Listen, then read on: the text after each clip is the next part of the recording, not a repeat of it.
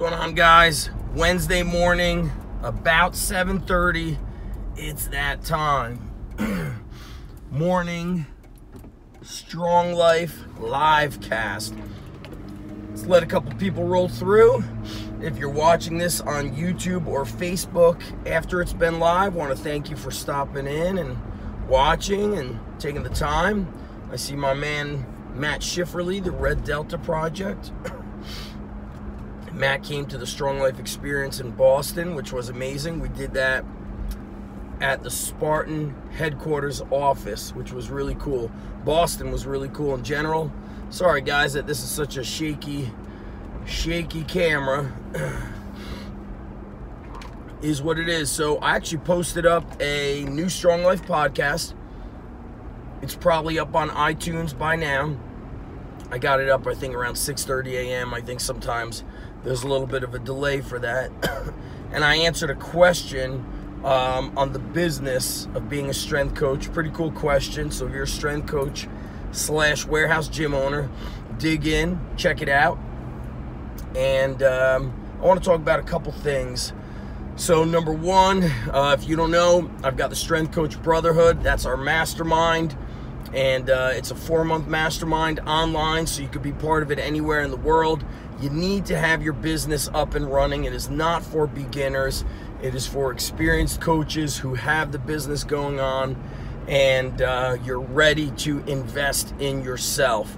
And I think mindset, I've been speaking about mindset for so many years, probably over a decade now, that if your mind isn't in the right place, then nothing good is going to happen, whether it's athletics, if you're a student with your academics, social life, business.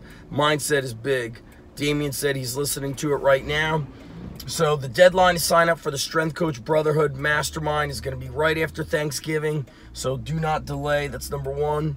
Number two, I want to talk to you guys about some training. Yesterday I took a trip in between school and work over to the Scotch Plains Underground Strength Gym.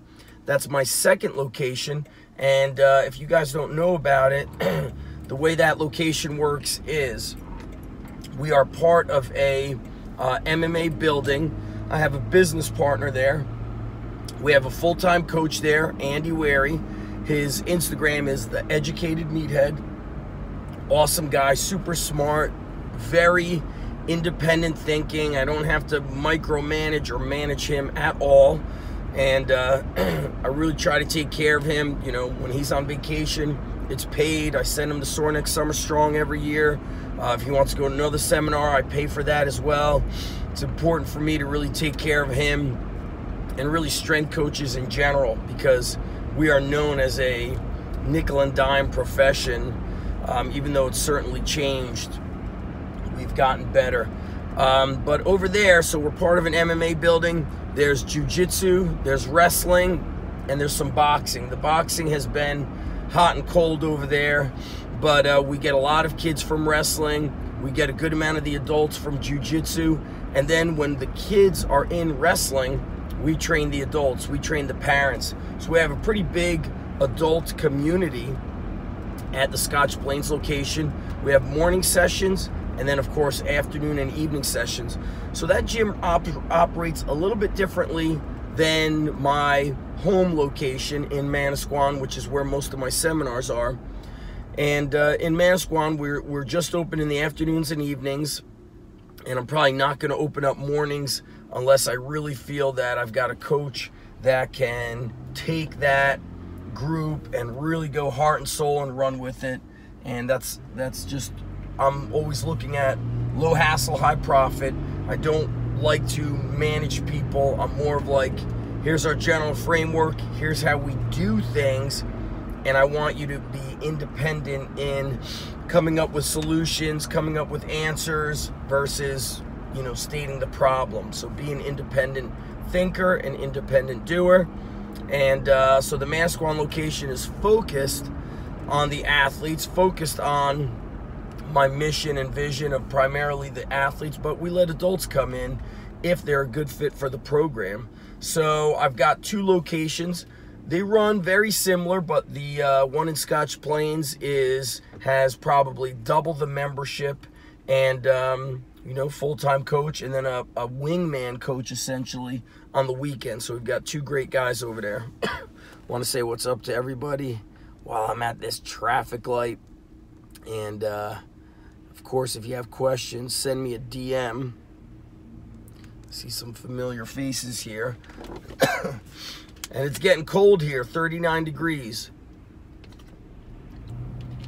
Winter's here, and for those of you in the Northeast, I know you're feeling it. For those of you in Australia, enjoy your summertime. I know it's the opposite of what we've got going on here. So, some training talk that I spoke about with Andy yesterday. So, we use a software system called Bodyweight, and from a system standpoint, I love it. It allows us to track all of our workouts. It allows us to be coaches, and then the software does the business side of things, the billing, the notices, the notifications, so we could focus on being coaches. Because way back in the day, I'm with Bodyweight for 4 years now, maybe 5 years. I'm thinking it's 4 years. I was using paper to record attendance, to record billing, and when I finally stopped to track what was going on, what I found was that we had people that did not pay for 3 to 6 months, okay? And when it was time for them to pay, they would show up on the days I was not there. Now, you would say, hey, who would do that? You'll be quite amazed at how many people will continue to drop off their kids and not pay. That's similar to you going out for dinner, and when the waiter or waitress walks away, you bolt and leave the restaurant, right? Who would do that? Nobody that's ethical, that's for sure. So I wanted to get rid of headaches. My philosophy with running a business is, what's my unique ability? My unique ability and my passion is coaching.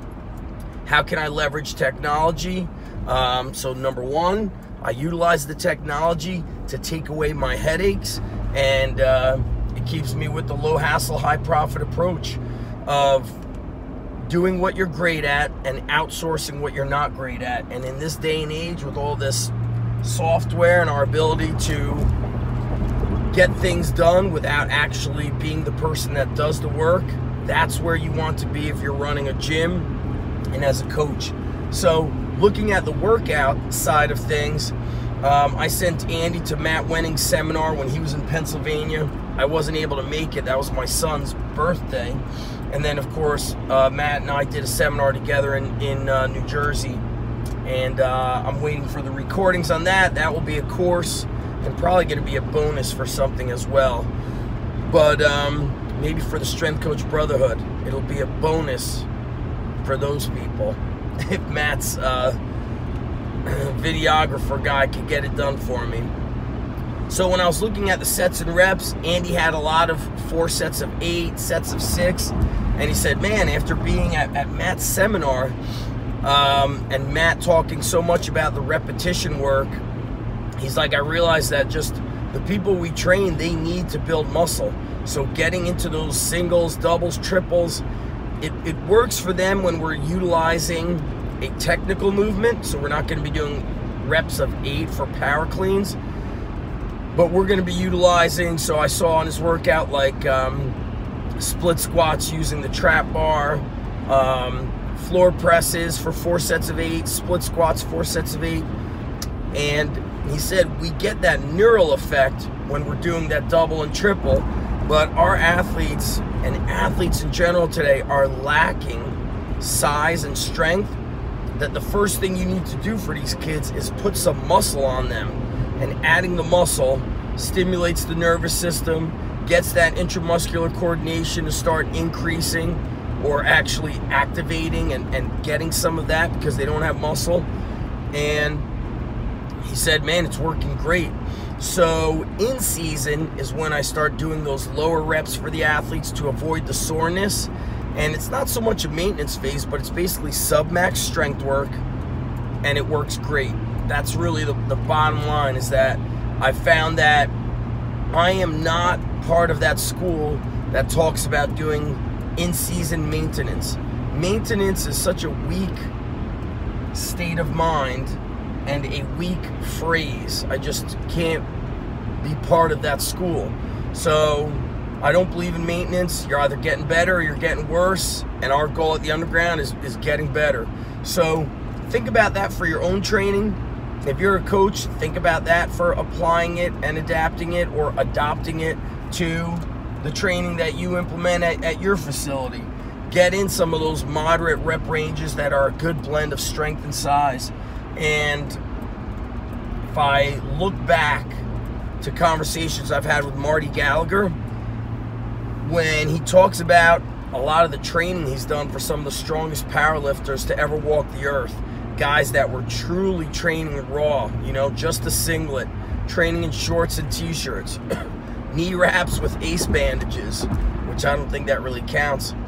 They were doing a linear periodization of 12s, 10s, 8s, 6, and they would go right into the competition, building up to that 1 rep max. So before the competition, they were doing a triple or a double, and those rep ranges get you strong. And before I was a strength coach, my strongest times, and listen, this doesn't work for everyone, and not everything continues to work for you. But I remember a great system I had was my first exercise was a heavy lift, work up to a heavy 5, then a heavy double or a triple. So let's say that was a squat, an incline bench, maybe a hang clean or a hang muscle clean, a deadlift. Then the next exercise was in that moderate rep range, 6 to 8, maybe 8 to 12 rep ranges. Okay, so that might be dumbbell benching, dumbbell rowing, lat pull downs, and so on. Then the third exercise was high reps. So we're talking 12 to 20 repetitions. So it was like a strength. Then it was like a strength muscle blend. Then the third one was all that hypertrophy, high rep range finisher. Dips, cable crossovers, side raises, rear delts, tricep push downs, you name it. And that's when I think you could start utilizing the machines to get those high reps in. And I used to be more against the machines because I came from such a strict bodybuilding background.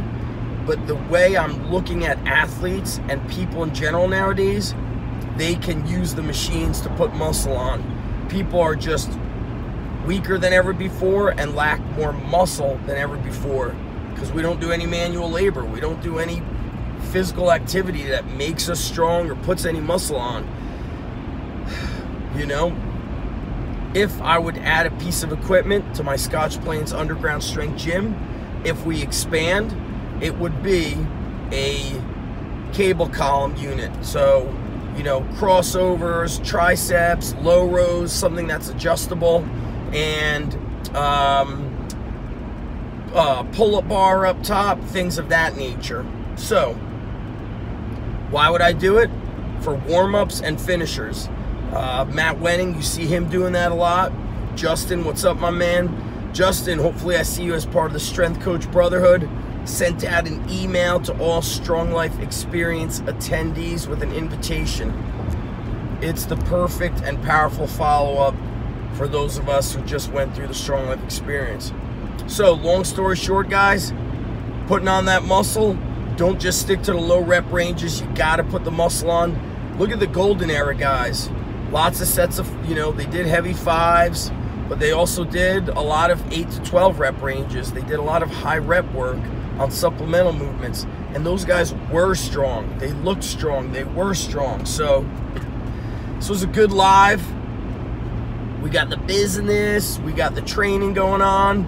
Strength Coach Brotherhood deadline to that mastermind is going to be right after Thanksgiving, and it's for the hard chargers. It's for the coaches that want to take their business to the next level, and you're ready to invest in yourself.